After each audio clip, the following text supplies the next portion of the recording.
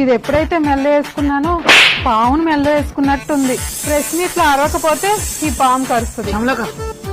Script వచ్చింది. అరే మన పార్టీ ఆఫీసా సినిమా ఆఫీసా? ఏంటా స్క్రిప్ట్లు? అంటే సాయన వెళ్ళిపోతున్నాడు కదా, దాని గురించి మాట్లాడాలి సీరియస్ గా. రేపో మాపో నేనే వెళ్ళిపోదాం అనుకుంటున్నా. వెళ్ళిపోయిన వాడి గురించి ఏం మాట్లాడాలిరా? ఎవరు రాస్తారు ఈ స్క్రిప్ట్? మైండ్ ఉన్నవాడైతే కాదు. మొన్న నేను మాట్లాడింది వింటే నాకే చిరాకు వేసింది. మంచి పేమెంట్ ఇచ్చి మంచి రైటర్ తో రాపించవచ్చు కదరా. మనోళ్ళు ఇచ్చే పేమెంట్ తెలుసు కదా. తెలుస్తుంది. ఇంత అనుకుని వచ్చా, ఇంత ఇస్తున్నారు. ఈ పార్టీ కండు వేసుకోగానే మీ ముఖంలో కళ వచ్చింది.